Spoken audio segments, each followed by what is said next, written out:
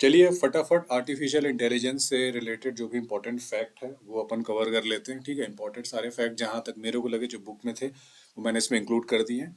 आपने भी जहाँ से पढ़ा होगा, कोई सोर्स यूज़ किया होगा या कुछ दूसरे फैक्ट मिलते हो तो इसी में आप ऐड कर सकते हैं। ठीक है, तो देखो, आर्टिफिशियल इंटेलिजेंस 1950 से शुरुआत होती है। ट्यूरिंग टेस्ट बना, एलन ट्यूरिंग ने ट्यूरिंग टेस्ट का इजाद किया। फिर 1956 में एआई शब्द का यानी आर्टिफिशियल इंटेलिजेंस शब्द का पहला जो इस्तेमाल किया वो जॉन मैकार्थी ने किया है ना, ये बहुत इंपॉर्टेंट है। फिर 1958 में लिस्प लैंग्वेज का आविष्कार हुआ, वो भी किसने किया? जॉन मैकार्थी ने किया। 1984 में स्पिरिट नाम का एक प्रोग्राम चालू हुआ जो कि यूरोपियन यूनियन ने चालू किया। फिर आता है बहुत बड़ा इवेंट 1997 में, डीप ब्लू।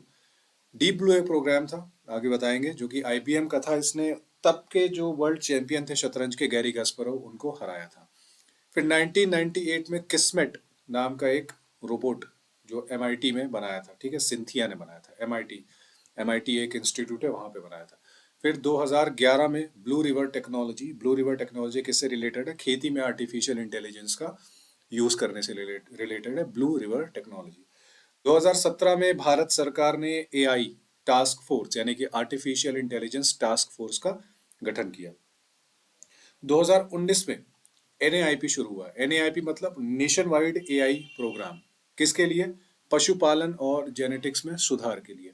फिर 2021 में प्रोजेक्ट एल्वे शुरू हुआ दवाइयों की खोज के लिए, है ना। तो आप ये याद रखिएगा कौन से टर्म्स किससे रिलेटेड है। जैसे प्रोजेक्ट एल्विस किससे रिलेटेड है? दवाइयों की खोज से रिलेटेड है। ठीक है, ब्लू रिवर टेक्नोलॉजी ये किससे रिलेटेड है? खेती में एआई के यूज से रिलेटेड है ना। अब देख लेते हैं एआई के टाइप। तीन टाइप के एआई होते हैं, एक होता है वीक एआई, एक होता है जनरल एआई, एक होता है सुपर एआई। वीक एआई ये स्पेसिफिक काम करता है, खुद का दिमाग नहीं लगाता। ठीक है ना, इसे नैरो एआई भी कहते हैं। जैसे for example Alexa, Siri, Google map. जैसे गूगल मैप का अगर आप एग्जांपल ले लें तो गूगल मैप क्या करेगा? गूगल मैप आपको मैप्स दिखाएगा। एलेक्सा और सीरी आपका रिस्पॉन्ड करेंगे, आप जो उससे पूछेंगे वो आपको बताएगा। ठीक है ना। दूसरा है जनरल एआई। जनरल एआई भी पूरी तरह से विकसित नहीं है, इंसानी दिमाग की तरह काम करता है। जनरल एआई को एजीआई भी कहते हैं, है ना। तो ये भी, इसका मतलब क्या है? इंसान की तरह सोचने समझने वाला एआई है, कि जैसे इंसान का दिमाग काम करता है वैसे ही ये काम करे, यानी एआई जो है खुद से सोचने लग जाए। तो ये भी अभी बना नहीं है, अभी भी असलियत में है नहीं, इस पर भी साइंटिस्ट काम कर रहे हैं। फिर एक है सुपर एआई। सुपर एआई, है ना, एएसआई भी कहते हैं इसको। ये वो लेवल है जहां आर्टिफिशियल इंटेलिजेंस की जो बुद्धि है वो इंसानों से कहीं आगे निकल जाएगी, है ना। तो ये भी अभी फिक्शन है ना, अभी ओरिजिनल में है नहीं अभी यहाँ पे। ठीक है, नेक्स्ट आ जाते हैं कार्य क्षमता के आधार पर एआई। कार्य क्षमता के आधार पर एआई ये दो चार टाइप के, एक है reactive machine, limited memory, theory of mind, और है सेल्फ अवेयरनेस। अब पहला जैसे रिएक्टिव मशीन की बात करें तो मैंने 3 पॉइंट जो लिखे हैं, no memory, only reaction, IBM, deep blue. इसका क्या मतलब है? देखो, रिएक्टिव मशीन सबसे बेसिक एआई है, इसके पास अपनी कोई याददाश्त या मेमोरी नहीं होती। ये सिर्फ क्या करते हैं, प्रेजेंट जो कंडीशन होती है उसकी स्थिति को देख के प्रतिक्रिया देते हैं। जैसे आईबीएम का जो डीप ब्लू था, चेस कंप्यूटर जो था, इसमें इसको पुरानी चालें याद नहीं रहती, है ना। ये क्या करता है, वर्तमान में जो बोर्ड की स्थिति है जहां वो चेस खेल रहा है उसको देखता है। ठीक है, पिछली कोई मेमोरी नहीं होती। दूसरा है लिमिटेड मेमोरी। लिमिटेड मेमोरी क्या है? ये पिछले कुछ समय के डेटा को याद रख सकते हैं। ठीक है ना, आजकल का जो एआई होता है इसी बेस पे काम करता है। जैसे आपकी सेल्फ ड्राइविंग कार होती है, तो सेल्फ ड्राइविंग कार क्या करेगी, आसपास की गाड़ियों की जो पिछली स्पीड है, जो दूरी है, थोड़ी देर तक उस डेटा को याद रखती ताकि एक्सीडेंट ना हो। तीसरा है आपका theory of mind. Theory of mind क्या है? ये फ्यूचर का एआई है। फ्यूचर का एआई मतलब इसमें जो मशीनें हैं वो इंसान की भावनाओं को, विश्वास को, सोच को समझने में सक्षम होगी। तो अभी इसके ऊपर रिसर्च चल रही है, अभी विकसित नहीं हुआ। चौथा है आपका ये सेल्फ अवेयरनेस, है ना। ये है सेल्फ अवेयरनेस, ये एआई का, इसको बोल सकते हैं लास्ट स्टेज है, अंतिम चरण है। यहाँ मशीनों के पास खुद की अवेयरनेस होगी, यानी खुद की चेतना होगी, है ना। ये जान पाएंगे कि मैं कौन हूँ। तो अभी ये बना नहीं है, फ्यूचर का कॉन्सेप्ट है। जैसे आपने टर्मिनेटर अगर मूवी देखी होगी और रोबोट, आई रोबोट मूवी देखी होगी, ठीक है ना, तो वो इस पे बेस्ड है। ठीक है, तो ये कार्य क्षमता के आधार पर एआई का टाइप है। ठीक है, फंक्शनैलिटी के आधार पर एआई का टाइप है। नेक्स्ट बात कर लेते हैं प्रोसेस ऑफ एआई, यानी एआई काम कैसे करता है। ठीक है, तो इसके पार्ट है, 3 पार्ट है, लर्निंग, रीजनिंग और सेल्फ करेक्शन। तो इस स्टेज में क्या होता है, देखो, पहला है लर्निंग। इसमें क्या होता है, कोई भी एआई हो वो सीखता किससे है? जो उसको डेटा दिया जाता है उससे सीखता है ना। तो फर्स्ट स्टेज जो है उसमें एआई को बहुत बड़ा डेटा दिया जाता है, जिसे बिग डेटा कहा जाता है। उसमें कौन से टेक्निक्स का यूज करता है एआई सीखने के लिए? एक डीप लर्निंग और न्यूरल नेटवर्क, इन दो का यूज करता है। फिर है रीजनिंग, तर्क। अब क्या करता है, आपने डेटा दे दिया, अब उस डेटा का यूज करके एआई क्या करेगा, उस प्रॉब्लम का सोल्यूशन निकालेगा, समस्या का समाधान निकालेगा, प्रिडिक्शन करेगा, ठीक है ना। और इसमें कौन कौन सी टेक्नोलॉजी का यूज करता है? वो लॉजिकल प्रोग्रामिंग का यूज करता है और डिसीजन ट्री का यूज करता है, ठीक है। फिर है सेल्फ करेक्शन। अब आपने एआई को डेटा दे दिया, एआई ने रीजनिंग की, ठीक है ना। रीजनिंग करने के बाद उसने कुछ प्रिडिक्शन की है, कुछ प्रिडिक्शन सही भी हो सकते हैं, प्रिडिक्शन गलत भी हो सकते हैं। तो मान लो उसके जो प्रिडिक्शन है उसमें 80% सही है, तो वो क्या करेगा, देखेगा, परिणाम को जांचेगा कि अच्छा ये इसमें ये गलत था, तो नेक्स्ट टाइम जब मैं प्रिडिक्शन करूंगा, ठीक है ना, तो वो सुधार उसमें लाऊंगा। तो उसी को बोलते हैं सेल्फ करेक्शन। और उसमें कौन कौन सी टेक्नोलॉजी का यूज करता है? रीइंफोर्समेंट लर्निंग और बैक प्रोपेगेशन, ये टेक्नोलॉजी के नाम है, उनका वो यूज करता है, ठीक है। तो ये प्रोसेस ऑफ एआई है, लर्निंग, रीजनिंग और सेल्फ करेक्शन। नेक्स्ट देख लेते हैं, यहाँ पे मैंने कुछ लिस्टिंग की है एआई स्टार्टअप्स की, है ना, जो इंडिया के हैं। तो आप नाम याद रखेंगे सिर्फ उनका, हो सकता है एग्जाम में नाम याद आ जाए, ठीक है। इंद्रजाल आजकल बहुत फेमस है, ठीक है। ये मेनली मेरे को तो इंद्रजाल ही सबसे ज्यादा इंपॉर्टेंट लगा, ठीक है। इंद्रजाल ये हैदराबाद के ग्रेन रोबोटिक्स से रिलेटेड है। ये क्या बनाता है? एआई पावर्ड ड्रोन बनाता है, ठीक है।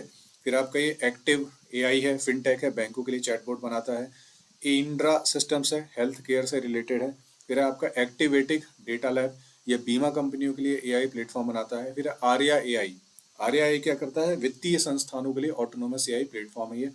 फ्लूइड एआई है, डेटा विजुअलाइजेशन और डिसीजन मेकिंग के लिए बनाता है। फिर है आपका सिकटपल, सिकटपल क्या करता है? मेडिकल डायग्नोस्टिक के फील्ड में काम कर रहा है, ठीक है। फिर आपका मॉर्फ एआई, मॉर्फ एआई क्या करता है? कन्वर्सेशनल मार्केटिंग मार्केटिंग के लिए चैटबॉट बनाता है। फिर ऐसे ही आपका Tata Alex AI, Zensar technology IT field में काम करती है। जस्ट आस्क, ये आपने सुना होगा, एआई चैटबॉट है ना, ये इंपॉर्टेंट है। जस्ट आस्क इंपॉर्टेंट है। ये यूएनएफपीए के द्वारा लॉन्च किया गया, युवाओं के स्वास्थ्य और मानसिक मुद्दों पर ये जानकारी दे। और ये जो जस्ट आस्क है, ये एमपी सरकार और यूएनएफपीए के द्वारा लॉन्च किया गया, ठीक है। UNFPA United nation population fund, है ना, United nation population fund, English Hindi में शायद इसे संयुक्त राष्ट्र जनसंख्या कोष कहते हैं, है ना। तो एमपी गवर्नमेंट और यूएनएफपीए, इन दोनों ने लॉन्च किया था, 2023 में ये लॉन्च हुआ था, ठीक है ना। ये लिखा है, यूएनएफपीए और एमपी गवर्नमेंट ने लॉन्च किया था, युवाओं को यौन स्वास्थ्य सामाजिक मुद्दों से रिलेटेड जानकारी देना, है ना। अब देख लेते हैं ग्रेन रोबोटिक्स, नाम से ही है, ग्रेन मतलब बीज होता है। तो हैदराबाद की है और कृषि से रिलेटेड काम करती है। सर्वम एआई, सर्वम एआई अभी भारत के लिए सोवरेन लार्ज लैंग्वेज मॉडल्स बना रहा है। लार्ज लैंग्वेज मॉडल्स को एलएलएम कहते हैं। फिर है आपका हैप्टिक, हैप्टिक क्या है? रिलायंस जियो का हिस्सा है, एक चैटबॉट है।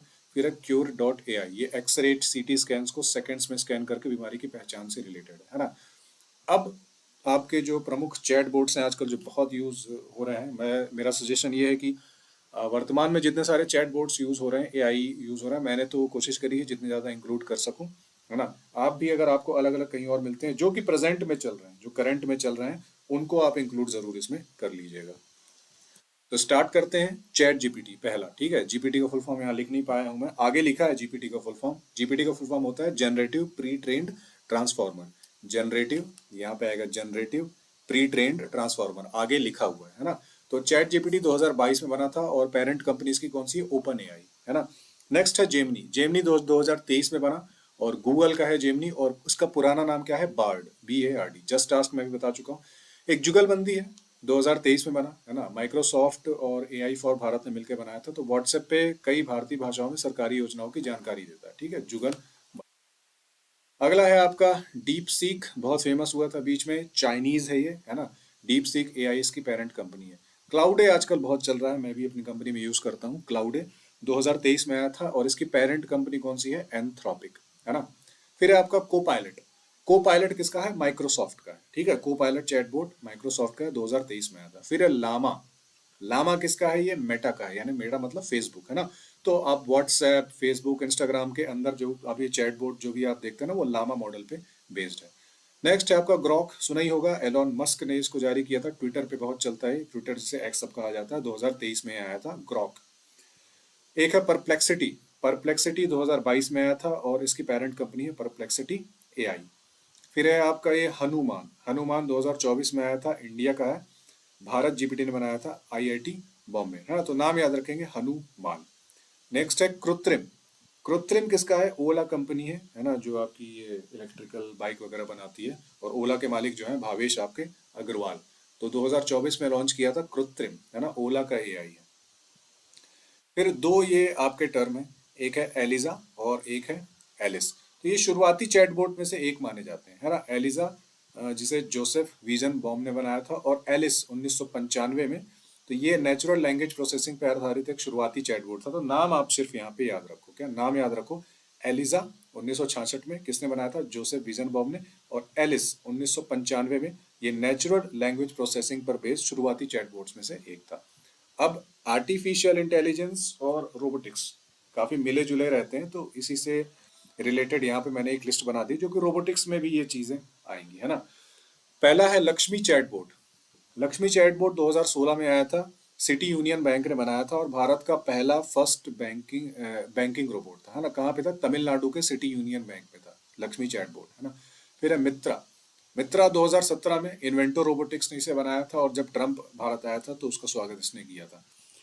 फिर है ट्रैफिक रोबोट, है ना, इंदौर में मैं तो रहता हूँ, आपने कई बार फोटो वगैरह भी देखी होगी कि एक इंदौर का चौराहा है ना, तो वहाँ पे चौराहे में जो सिग्नल, ट्रैफिक सिग्नल बना हुआ है, तो वहाँ पे एक रोबोट टाइप का एक बना दिया गया है, ठीक है, ऑटोमेटिक चालान वगैरह काटता है ये।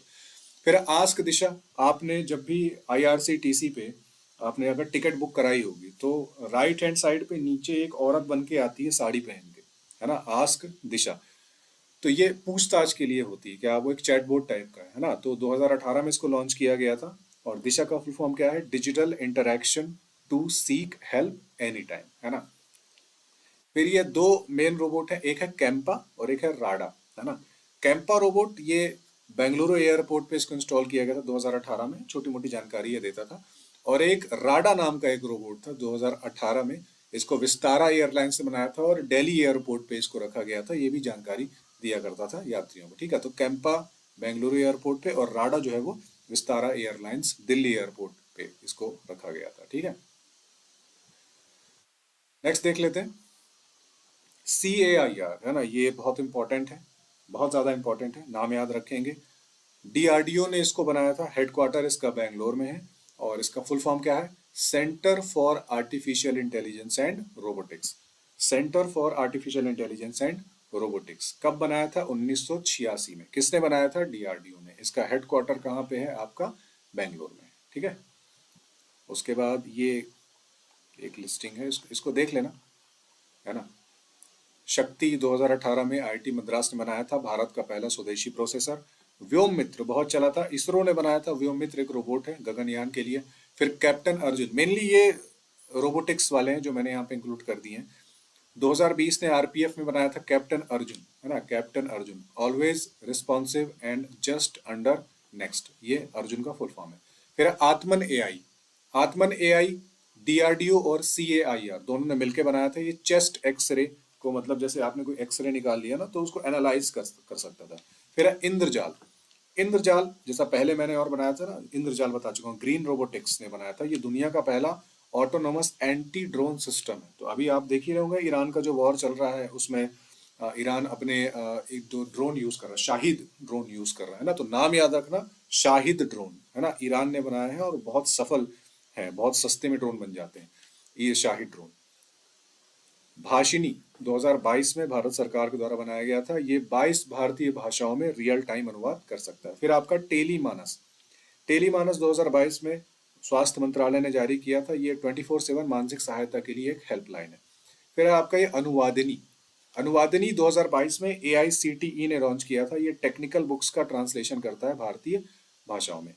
फिर एक है बहुत इंपॉर्टेंट है, किसान ई मित्र, किसान ई मित्र 2023 में कृषि मंत्रालय ने इसको लॉन्च किया था, और एग्रीकल्चर से रिलेटेड ये क्या है, एक चैटबॉट है। एरावत बहुत चल रहा है ना, कंप्यूटर वाले में भी मैंने पार्ट में मैंने आपको बताया था, एरावत 2023 में सीडेक पुणे ने इसको बनाया था, अभी वर्तमान में भारत का फास्टेस्ट सुपर कंप्यूटर।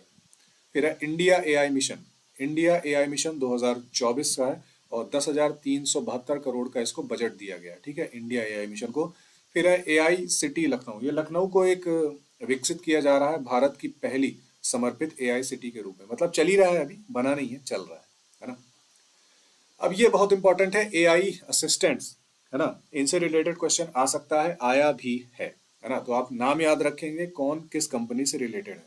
सीरी सबसे पहले आया था 2011 में, और एप्पल कंपनी की है एआई असिस्टेंट्स। आपने वीडियो देखे ना, हेलो सीरी ये बताओ फलाना ढिमका। नेक्स्ट है एलेक्सा। एलेक्सा किससे रिलेटेड है, अमेजोन की है, और 2014 में एलेक्सा आई थी। उसके बाद माइक्रोसॉफ्ट का आया था कोर्टाना 2014 में, लेकिन अब इसकी जगह को पायलट ने ले ली, तो को पायलट का है माइक्रोसॉफ्ट का है। फिर आपका गूगल असिस्टेंट जो कि गूगल का ही है, 2017 में आया था। फिर आया था बिक्सबी। बिक्सबी किसका है, सैमसंग का है, तो कब आया था, 2017 में आया था। फिर एचडीएफसी का है जीवा, को पायलट मैंने आपको बता दिया माइक्रोसॉफ्ट का है, जो कि 2023 में आया था। पहले कोर्टाना था और बाद में को पायलट हो गया, माइक्रोसॉफ्ट के थे दोनों। फिर आपका मेटा एआई, अब नाम से ही आपको पता है कि मेटा के अंडर में जितनी भी चीज़ें आती हैं, फेसबुक, व्हाट्सएप, इंस्टाग्राम, तो उसमें जो आपका चैटबॉट आपको दिखता है ना, वो मेटा एआई है। और उसमें जिस मॉडल का यूज़ किया जाता है वो लामा मॉडल का। देखो क्या होता है कि आप जो भी एआई यूज़ करते हैं, तो इस एआई में बहुत सारे मॉडल्स होते हैं, है ना। जैसे देखो मैंने अभी क्लाउड में लॉग इन किया है, तो ये जो मॉडल दिख रहा है, ये मैंने क्लिक किया, दिखा ओपस 4.6, सोनेट 4.6, हाइकू 4.5, तो ये क्या है, मॉडल्स हैं, है ना। तो ऐसा नहीं कि आप क्लाउडे यूज कर रहे हो तो क्लाउडे में एक ही मॉडल होता है, नहीं। चैट जीपीटी में भी, क्लाउडे में भी, और दूसरे भी जो भी आप एआई यूज करते हो, उसमें अलग अलग आपके मॉडल्स होते हैं। फिर जो भी मॉडल्स आपको अपनी देखो, जो बहुत ज्यादा उन्नत मॉडल होते हैं, बहुत ज्यादा एडवांस्ड मॉडल होते हैं, जैसे ओपस जो है बहुत बड़ा एडवांस्ड मॉडल है, तो इनका जो रिजल्ट होता है ना बहुत अच्छा होता है, इसमें गलती की गुंजाइश बहुत कम होती है ना। तो ये जो चैटबॉट होते हैं अलग अलग, या एआई होते हैं अलग अलग मॉडल्स पे काम करते हैं, ठीक है। तो ये आपका क्लाउडे का मॉडल है यहाँ पे। वापस आ जाते हैं अपने नोट्स में, ठीक है। ग्रॉक बता दिया किसका है, ट्विटर का है, एलोन मस्क ने बनाया था। हनुमान बता चुका हूँ, 2024 में आया था, भारत जीपीटी ने बनाया था। अब वही मैं जो बता रहा था, जीपीटी का फुल फॉर्म लिखा हुआ है, क्या फुल फॉर्म है, जेनरेटिव प्री ट्रेन्ड ट्रांसफॉर्मर। क्यों बोलते हैं इसको जनरेटिव प्री ट्रेन्ड ट्रांसफॉर्मर, देखो जनरेटिव क्योंकि नया कंटेंट जनरेट करता है, इसलिए इसको क्या बोलते हैं, जनरेटिव। प्री ट्रेन्ड क्यों बोलते हैं, क्योंकि पहले से डेटा पर इसे ट्रेन किया जा चुका है। और ट्रांसफॉर्मर क्यों बोलते हैं, क्योंकि डेटा प्रोसेस करने के लिए ट्रांसफॉर्मर आर्किटेक्चर का यूज करता है, एक टेक्नोलॉजी है ट्रांसफॉर्मर आर्किटेक्चर, उसका यूज करता है, ठीक है। GPT, generative pre trained transformer, ठीक है। अब होते हैं टोकन। तो देखो एआई जो होता है ना, वो डेटा को वर्ड्स में नहीं, टोकन के रूप में प्रोसेस करता है। देखो जब भी हम एआई का, जैसे हम तो यूज करते हैं अपने ऑफिस में, तो कई बार क्या होता है, टोकन खत्म हो जाते हैं, है ना। जैसे अगर मैं चैट जीपीटी का या क्लाउडे का यूज कर रहा हूँ, तो होता क्या है, बहुत ज्यादा यूज कर लिया, बहुत ज्यादा फाइल अपलोड कर दी, बहुत ज्यादा क्वेश्चन पूछ लिए, तो उसमें वो लिमिट लगा देता है कि आपके टोकन खत्म हो गए, आप 10 बजे के बाद यूज करना है, 9:30 बजे के बाद यूज करना है, या फिर और अगर यूज करना है तो आप सब्सक्रिप्शन ले लो, ठीक है ना। तो ये जो एआई है वो शब्दों के बेस पे नहीं होता कि आपने 10 शब्द पूछ लिए, टोकन के बेस पे काम करता है ना। शब्दों को टोकन समझता है, ठीक है। अब एक ये आ सकता है जो कि मैंने लिख लिया कि जीपीटी को इंसानों जैसा किसने बनाया, अगर एग्जाम आ जाए तो एग्जाम में, तो RLHF ने बनाया। कि आप जैसे चैट जीपीटी से क्वेश्चन पूछते हो तो इंसानों की तरह जवाब देता है ना आपको, तो उसके पीछे कौन सी टेक्नोलॉजी का यूज किया, तो RLHF टेक्नोलॉजी का यूज किया गया है। क्या है फुल फॉर्म इसका, री enforcement learning from human feedback, ठीक है ना। जैसे जैसे आप उससे क्वेश्चन पूछते जाते हो, वैसे वैसे वो देखता जाता है कि किस तरह से आप इंटरेक्ट कर रहे हो, किस तरह के शब्दों का प्रयोग कर रहे हो कम्युनिकेशन के लिए, उससे सीखता है। वो ज्यादा से ज्यादा कोशिश कर, जैसे आप चैट जीपीटी से पूछोगे तो कई बार आपको जवाब देता है ना, हाँ ब्रो मैं अभी करके देता हूँ, तो ऐसा क्यों बोल रहा है, हाँ ब्रो मैं अभी करके देता हूँ, ऐसा क्यों बोल रहा है, क्यों, क्योंकि उसने आपके साथ इंटरेक्ट किया है, और आप जिस प्रकार का बिहेवियर करते हैं, आप गाली भी दे दोगे तो उस मतलब वो सीखता रहता है जिस तरह का आप उसको रिप्लाई देते हो, ठीक है। अब ये देख लेते हैं ट्यूरिंग टेस्ट, है ना। तो देखो ट्यूरिंग टेस्ट क्या होता है, आपने सुना होगा कि एआई की बुद्धिमत्ता मापने का मानक है। तो सबसे पहला जो मानक था वो एलन ट्यूरिंग ने बनाया था, मैथमेटिशियन थे एलन ट्यूरिंग। इसमें क्या होता है, देखो इंसान सवाल पूछेगा, है ना। एक मान लो ये एक दीवार है ना, एक दीवार के पीछे एक इंसान छुपा हुआ है, और यहाँ पे एक कंप्यूटर है। तो क्या होगा, सेम सवाल इंसान से पूछा जाएगा, सेम सवाल कंप्यूटर से पूछा जाएगा, फिर उनका रिप्लाई देखा जाएगा कि कंप्यूटर क्या रिप्लाई करता है और इंसान क्या रिप्लाई करता है, ठीक है ना। इस प्रकार के ये टेस्ट होता है ट्यूरिंग टेस्ट, आपको सिर्फ नाम याद रखना है ना। ट्यूरिंग टेस्ट एआई की बुद्धिमत्ता मापने का एक मानक है। किसने बनाया था, एलन ट्यूरिंग ने बनाया था, मैथमेटिशियन थे, और 1950 में बनाया था उन्होंने, है ना। अब बात करते हैं मशीन लर्निंग। मशीन लर्निंग क्या है? एआई की शाखा है, एआई की एक ब्रांच है जो एल्गोरिदम्स और स्टैटिस्टिकल मॉडल का यूज करके कंप्यूटर को डेटा से सीखने की क्षमता प्रदान करती है। मतलब लर्निंग से आप समझ ही रहे हो, जब आप कोई डेटा देते हो मशीन को, मशीन उस डेटा से सीखती है, उसको एक्सट्रैक्ट करती है, अंदर कुछ उसमें प्रोग्राम्स होते हैं, है ना। तो प्रोग्राम्स एग्जीक्यूट होते हैं और आपको अपना प्रिडिक्शन देते हैं, है ना। जैसे मान लो मैंने आईपीएल चल रहा है और आईपीएल से रिलेटेड डेटा दे दिया, तो क्या करेगा वो? प्रोसेस करेगा आईपीएल से रिलेटेड डेटा को, सारे जितने खिलाड़ी हैं उनका प्रदर्शन कैसा रहा था, पहले ओवर में कैसी गेंदबाजी, दूसरे ओवर में कैसी गेंदबाजी, है ना। जो लास्ट के ओवर रहते हैं उनमें सबसे अच्छी गेंदबाजी कौन करता है, किसकी बॉलिंग की स्पीड सबसे ज्यादा होती है, इन सारे डेटा को एनालाइज करता है और उसके हिसाब से अपना प्रिडिक्शन देता है कि मान लो चेन्नई सुपर किंग्स का और बेंगलोर का मैच है, तो उसमें जीतने की संभावना कैसी है, कौन कौन से खिलाड़ी शामिल हैं, तो वो मशीन लर्निंग में आता है ना। तो देखो की टेक्निकल वर्ड्स आप देख लेते हैं इसके। Feature extraction. फीचर एक्सट्रैक्शन क्या है? डेटा में से महत्वपूर्ण विशेषताओं को पहचानना। मतलब क्या है? जैसे मैंने डेटा दिया, आईपीएल का डेटा दे दिया, ठीक है, तो आईपीएल का जैसे ही डेटा दूंगा तो उसमें से इंपॉर्टेंट डेटा की छटनी करेगा और इंपॉर्टेंट डेटा को निकालेगा, है ना। बॉलर्स का डेटा दे दिया, बैट्समैन का डेटा दे दिया, तो उनमें से इंपॉर्टेंट जो उसको काम का जो उसमें डेटा है वो निकालेगा। दूसरा एल्गोरिदम्स। अब डेटा जब दे दिया तो कुछ सॉफ्टवेयर प्रोग्राम्स हैं, है ना, जैसे निर्देशों का समूह यहाँ पे दिया, निर्देश मतलब इंस्ट्रक्शंस। तो लीनियर रिग्रेशन, डिसीजन ट्री, ये एल्गोरिदम्स हैं, है ना, जिनका यूज करके वो डेटा को प्रोसेस करता है ना, और फिर दिखाता है कि चलो ये मैच कौन सी। आईपीएल का एग्जांपल ले रहा हूँ और बहुत सारे एग्जांपल आप मतलब ले सकते हैं, है ना। फिर है डेटा ड्रिवन। डेटा ड्रिवन का क्या मतलब है? अनुभवों और डेटा के आधार पर भविष्यवाणी। अब आपने डेटा दे दिया, अब डेटा जब आपने दे दिया तो अब वो प्रिडिक्शन करेगा, है ना, कि अब ये बॉलर कितने विकेट ले सकता है, इस बॉलर का एवरेज कितना जा सकता है, ये मैच अगर इन दोनों के बीच में है तो कौन जीतेगा, है ना। तो ये होता है की टेक्निकल वर्ड्स, है ना, डेटा ड्रिवन। अब आ जाते हैं डीप लर्निंग। डीप लर्निंग को ब्लैक बॉक्स भी कहते हैं, है ना। तो ये मशीन लर्निंग का एक पार्ट है, एक सबसेट है, उप क्षेत्र है ना, डीप लर्निंग। तो इसमें क्या होता है? जैसे इंसान के ब्रेन में न्यूरॉन होते हैं ना, एक न्यूरल नेटवर्क बना होता है मनुष्य के ब्रेन में, तो वैसे ही आर्टिफिशियल न्यूरल नेटवर्क्स बनाए जाते हैं, है ना, जो कि इंसान के ब्रेन के न्यूरॉन की तरह काम करते हैं और रॉ डेटा को प्रोसेस करते हैं, है ना। न्यूरल नेटवर्क आप टर्म याद रखना, न्यूरल नेटवर्क, ठीक है, अलग अलग लेयर्स होती है आर्टिफिशियल न्यूरल नेटवर्क्स की। इनपुट लेयर, हिडन लेयर और आउटपुट लेयर, ये तीन लेयर्स होती हैं जो कि रॉ डेटा को प्रोसेस करने का काम करती है। रॉ डेटा का क्या मतलब होता है? रॉ डेटा का मतलब है, मान लो मैंने सारा का सारा आपको आईपीएल का एक डेटा उठा के दे दिया, अब वो क्या करेगा? उस डेटा को छांटेगा, है ना, उस डेटा को अलग अलग पार्ट में डिवाइड करेगा, बैट्समैन से रिलेटेड डेटा को अलग कर लेगा, बॉलर से रिलेटेड डेटा को अलग कर लेगा, शुरू के 10 ओवर के डेटा को अलग कर लेगा, आखिरी के 10 ओवर के डेटा को अलग कर लेगा। ये मैं 2020 की बात कर रहा हूँ, है ना। तो इसको बोलते हैं रॉ डेटा, उसके बाद वो प्रोसेस करके अपना अलग से डेटा निकालता है, ठीक है ना। ये होती है डीप लर्निंग, ये मशीन लर्निंग का एक पार्ट है, ठीक है। अब देख लेते हैं टाइप्स ऑफ मशीन लर्निंग। अब मशीन लर्निंग के टाइप देख लेते हैं। देखो पहला है सुपरवाइज्ड लर्निंग, जिसे कहते हैं पर्यवेक्षित लर्निंग। इसमें क्या होता है? मॉडल को जो डेटा दिया जाता है तो पहले से उसको बता दिया जाता है, लेबल्ड डेटा दिया जाता है, उस पर ट्रेन किया जाता है। इसमें क्या होता है? आपको मैं जो डेटा दे रहा हूँ तो पहले से मैं आपको सही और गलत बता दूंगा, है ना, कि ये सही आउटपुट है और ये गलत आउटपुट है। तो आपको अगर सही आउटपुट पता है ना, तो आप उस हिसाब से मॉडल आपका ट्रेन होगा। सेकंड वाला है अनसुपरवाइज्ड लर्निंग। अनसुपरवाइज्ड में क्या, आपको मैं डेटा दे रहा हूं और आपको मैं बोलूंगा भाई तेरे को इसमें से प्रिडिक्शन करना है, आउटपुट निकालना है कि सही क्या है। अब मॉडल को ये तो पता नहीं है ना, कि सही आउटपुट क्या है, सही रिजल्ट क्या है। अब जैसे मैं उसको पूरा डेटा दे दूं, आईपीएल का एक एग्जांपल दे रहा हूँ कि फलाना फलाना मैच हुआ था, मैंने उसको डेटा दे दिया, अब बता दे कि इसमें से रिजल्ट में विनर कौन है ना।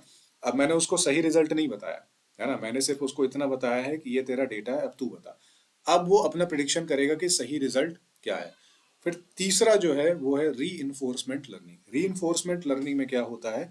दो टर्म होते हैं, रिवॉर्ड और पनिशमेंट, ठीक है। सही निर्णय पे, सही प्रिडिक्शन पे रिवॉर्ड दिया जाता है और गलत प्रिडिक्शन पे, गलत निर्णय पे पनिशमेंट दिया जाता है। इसमें क्या होता है? एजेंट जो होता है, एजेंट मतलब कोई जेम्स बॉन्ड वाला एजेंट नहीं, एजेंट मतलब एआई एजेंट, है ना। जैसे आपका चैट जीपीटी हो गया, वो एक एजेंट है, क्लाउडे हो गया, एक एजेंट ही है ना। तो एजेंट होता है जो एआई होता है, इन्वायरमेंट से बात करता है, यानी आसपास का जो इन्वायरमेंट है, जो डेटा है, उसको देखता है और उसको ऑब्जर्व करता है, उससे सीखता है, जिसका एग्जांपल जैसे डीप ब्लू हो गया, जो चेस है। सेल्फ ड्राइविंग कार्स हो गई, सेल्फ ड्राइविंग कार्स में आसपास का एनवायरनमेंट देखेंगे ना कि जो मेरे आजू बाजू से कार जा रही है उनकी स्पीड कितनी है, ज्यादा स्पीड की कार जा रही है कि नहीं जा रही, तो वो क्या कर रहा है, अपने एनवायरनमेंट से सीख रहा है। सेम जो रोबोट्स है चलना सीखता है, कैसे सीखेगा, चलेगा, गिरेगा, फिर बोलेगा इस एंगल पे पैर को नहीं रखना है, इस एंगल पे रखूंगा तो गिर जाएगा, इस एंगल पे चलूंगा या ऐसे चलूंगा तो ज्यादा स्टेबल होऊंगा। तो क्या कर रहा है, अपनी गलतियों से सीख रहा है, अपने एनवायरनमेंट से सीख रहा है, ठीक है ना। इसको बोलते हैं री लर्निंग। अब आ जाते हैं गूगल डीप माइंड, है ना, ये शुरू में ऊपर मैंने बताया था। इसकी स्थापना 2010 में डेमिस हसाबिस ने की थी और गूगल ने इसको 2014 में खरीद लिया। तो पहले केवल डीप माइंड था और बाद में 2014 में गूगल ने इसको खरीद लिया। इसकी खासियत क्या है, री लर्निंग में इसको महारत हासिल है। मतलब किसी भी क्षेत्र में अगर आपको रिसर्च करवानी है, इससे मान लो मेडिकल क्षेत्र में रिसर्च करवानी है, कोई पर्टिकुलर बीमारी है उससे रिलेटेड रिसर्च करवानी है, तो उससे रिलेटेड आप डेटा इसको दोगे और उस डेटा को प्रोसेस करके प्रिडिक्शन करेगा, है ना। बहुत ज्यादा इसने काम किया है। अब देख लेते हैं चैट जीपीटी में प्रयुक्त तकनीक। तो ये अगर आपको कुछ टर्म्स दिख जाएं तो ऐसा ना हो कि आपको समझ में ना आए कि क्या हो रहा है। फाइन ट्यूनिंग, फाइन ट्यूनिंग क्या है, प्री ट्रेनिंग के बाद मॉडल को और सटीक बनाना। तो जैसे आप रेडियो में ट्यूनिंग करते हैं ना, आपने सुना होगा रेडियो टीवी में ट्यूनिंग करते हैं। ट्यूनिंग मतलब क्या, सिग्नल को आप सुधारते हैं, है ना, उसको ट्यूनिंग बोलते हैं। तो वही मतलब है यहाँ पे फाइन ट्यूनिंग का। जब आप अपने मॉडल को ट्रेन करते हैं कि चलो अब मॉडल आपका रिजल्ट देने लग गया है, तो और ज्यादा आप उसको सुधार रहे हैं, और ज्यादा आप उसको डेटा दे रहे हैं, तो आप क्या कर रहे हैं, फाइन ट्यूनिंग कर रहे हैं, मॉडल को सटीक बना रहे हैं। दूसरा है न्यूरल नेटवर्क, जो बता चुका हूं। इंसान के ब्रेन में न्यूरॉन्स होते हैं, न्यूरल नेटवर्क होता है। सेम टू सेम मानव मस्तिष्क की तरह काम करने वाले आर्टिफिशियल न्यूरल नेटवर्क बनाए जाते हैं, जिसकी 3 लेयर होती है, जो मैंने बताया ना, इनपुट लेयर, हिडन लेयर और आउटपुट लेयर, ठीक है। अगला है LLM, लार्ज लैंग्वेज मॉडल, ठीक है ना। ये क्या होता है, बिलियंस ऑफ वर्ड्स पर इसको ट्रेन किया जाता है ताकि अगले वर्ड की भविष्यवाणी करने के सिद्धांत पे ये काम करता है, ठीक है। अब जैसे मैंने आपको मॉडल दिखाया ना, क्लाउड के आपको अलग अलग मॉडल दिखाए हैं, तो वही है, चैटबॉट के अलग अलग मॉडल हैं जिनको लार्ज लैंग्वेज मॉडल कहते हैं, और इनको डेटा दिया जाता है, उस डेटा पे इनको ट्रेन किया जाता है, ठीक है। आप फुल फॉर्म याद रखना, फुल फॉर्म इंपॉर्टेंट है, LLM, लार्ज लैंग्वेज मॉडल। उसके बाद है ट्रांसफॉर्मर आर्किटेक्चर। ये क्या है, अटेंशन मैकेनिज्म का यूज करता है। इसमें एआई वाक्य के सबसे इंपॉर्टेंट शब्दों पे ध्यान देता है। जैसे मैंने आर्टिफिशियल इंटेलिजेंस या चैट जीपीटी या क्लाउड को कुछ एक क्वेश्चन का आंसर करने को बोला कि सन 2005 में इस पर्टिकुलर इवेंट से रिलेटेड कौन कौन सी चीजें हुई हैं, है ना। अब वो क्या करेगा, मैंने जो उसको वर्डिंग दी है, उन वर्डिंग में कुछ कीवर्ड्स हैं, जैसे 2005 कोई पर्टिकुलर इवेंट, वो इन वर्ड्स को पकड़ेगा और वो मानेगा कि ये इंपॉर्टेंट वर्ड है, और जब मैं आपको आंसर दूं तो उस आंसर में इन वर्ड से रिलेटेड डेटा होना चाहिए, है ना, या उस डेटा पे जोर होना चाहिए। तो उसी को बोलते हैं ट्रांसफॉर्मर आर्किटेक्चर, जिसपे चैट जीपीटी काम करता है, ठीक है ना। अटेंशन मैकेनिज्म का यूज करके इसमें एआई वाक्य के सबसे इंपॉर्टेंट शब्दों पे ध्यान देता है और उससे रिलेटेड कंटेंट जो है आपका जनरेट करता है। अब कुछ टर्म्स देख लेते हैं एआई से रिलेटेड। तो पहला है आपका ह्यूरिस्टिक। ह्यूरिस्टिक का क्या मतलब होता है कि स्मार्ट गेस होता है, एक अनुमान होता है, ठीक है। ये एआई को ये बताता है कि अभी जो काम वो करना चाह रहा है, जो उसका गोल है, वो कितना दूर है, जिससे वो क्या करेगा, सबसे छोटा रास्ता ढूंढने की कोशिश करेगा, ठीक है ना। दूसरा है स्टेट स्पेस। स्टेट स्पेस क्या है, अगर आप एआई को कोई प्रॉब्लम देते हो तो वो उस प्रॉब्लम की जितनी भी पॉसिबल स्टेट्स हैं, जितनी भी संभव स्थितियां हैं, उसका अनुमान लगाएगा, ठीक है ना। शुरू से लेके लास्ट तक आप जितने भी कदम उठा सकते हैं उन सबको मिला के एक स्टेट स्पेस बनाता है, ठीक है। वो स्टेट स्पेस, समस्या की सभी पॉसिबल स्थितियां। तीसरा होता है इन्फॉर्म्ड सर्च, इसे ह्यूरिस्टिक सर्च भी कहते हैं, ठीक है ना। इसमें क्या होता है, एआई के पास लक्ष्य तक पहुंचने के लिए अतिरिक्त जानकारी होती है। जैसे मान लो आप उसको बोलोगे कि कहीं, जैसे जो ड्रोन हो गया, ठीक है, ड्रोन में आप एआई का यूज कर रहे हो और आप उसको ये बोल रहे हो कि यहाँ तक जाना है, तो अतिरिक्त जानकारी, ठीक है ना, अतिरिक्त जानकारी आप उसमें क्या डालोगे कि दूरी कितनी है, कितनी स्पीड से आपको जाना है, किस दिशा से आपको जाना है, जिससे वो बिना भटके सही रास्ते पे चलता है, ठीक है। इसलिए इसको क्या बोलते हैं, इन्फॉर्म्ड सर्च, ह्यूरिस्टिक सर्च भी कहते हैं, है ना। उसके बाद है ऑप्टिमल सोल्यूशन। ऑप्टिमल सोल्यूशन क्या है, किसी समस्या को हल करने का सबसे बेहतरीन तरीका, जिसमें पैसा भी कम लगे, समय भी कम लगे, मेहनत भी कम लगे। कि जब आप एआई से कुछ पूछते हो कि भाई फलानी फलानी प्रॉब्लम है, इसको सॉल्व करना है, और इसको सॉल्व करने के 4 रास्ते हैं, तो 4 रास्ते में सबसे बेहतर रास्ता कौन है, तो जो सबसे बेहतर रास्ता है उसको बोलते हैं ऑप्टिमल सोल्यूशन। उसके बाद आता है एडमिसिबिलिटी। एडमिसिबिलिटी क्या होता है, ये एक टाइप का, आप इसको बोल सकते हो एक शर्त है ना। तो तो एक ह्यूरिस्टिक एडमिसिबल तब होता है जब वो लक्ष्य तक पहुंचने की लागत का कभी भी गलत अनुमान नहीं लगाता, है ना। हमेशा असली दूरी के बराबर या उससे कम ही बताएगा, ज्यादा नहीं बताएगा, है ना। तो कुल मिला के आप ये सोचो, स्वीकार करना, है ना। एडमिसिबिलिटी का मतलब क्या है? स्वीकार करना। शुरू के ऊपर के चार इंपॉर्टेंट है, 1 2 3 4, ठीक है। अब एक फैक्ट है, सारा, है ना, ये बुक में दिया था इसलिए मैंने यहाँ पे इसको ऐड कर दिया है, ठीक है। सारा ये WHO ने इसको लॉन्च किया था, है ना। इसका फुल फॉर्म क्या है? स्मार्ट, ये सारा है, ठीक है। फुल फॉर्म यहाँ पे लिखा है मैंने, smart AI resource assistant for health. Smart AI resource assistant for health, इसे WHO ने लॉन्च किया था 2 अप्रैल 2024 को, है ना। ये काम क्या करता है? एक आप समझ लो डिजिटल ह्यूमन की तरह, और आपसे बातचीत कर सकता है और आपको हेल्थ टिप्स देगा, जैसे डायबिटीज हो गई, दिल की बीमारी हो गई, स्ट्रेस हो गया, है ना। तो ये क्या करता है? केवल टेक्स्ट में जवाब नहीं देता, बल्कि बोल के, जो आपके फेस के जेस्चर है, चेहरे के भाव हैं, है ना, वो भी आपको शो करता है। और 8 अलग अलग भाषाओं में ये उपलब्ध है, और ये जनरेटिव AI पे आधारित है, बेस्ड है, ठीक है ना। और बहुत बेहतर है, इसलिए इसको इंक्लूड किया है। नेक्स्ट है FPGA। FPGA क्या है? एक टर्म है, फील्ड प्रोग्रामेबल गेट अरे, है ना। फील्ड प्रोग्रामेबल गेट, ये एक प्रकार का इंटीग्रेटेड सर्किट है, एक IC बोल सकते हो, कि इसको बनाने के बाद भी इसके जो प्रोग्राम है, जो वर्किंग है, उसको रीप्रोग्राम किया जा सकता है ना। FPGA। अब इसका यूज कहाँ किया जाता है? ऑटोनोमस ड्रोन में, जो आजकल बहुत ज्यादा यूज हो रहे हैं, और हाई स्पीड ट्रेनिंग में, है ना। तो आप नाम याद रखेंगे, full form field programmable gate array, है ना। AI से रिलेटेड और भी एक्स्ट्रा इन्फॉर्मेशन, क्या पेज ऐड कर लो, यहाँ पे साइड में जगह भी दी है, एक पेज भी ऐड कर लेना, और भी जो छोटे छोटे फैक्ट हैं वो यहाँ पे ऐड करते जाओगे तो आपका क्या हो जाएगा? यहाँ पे सिंगल नोट्स बन जाएगा।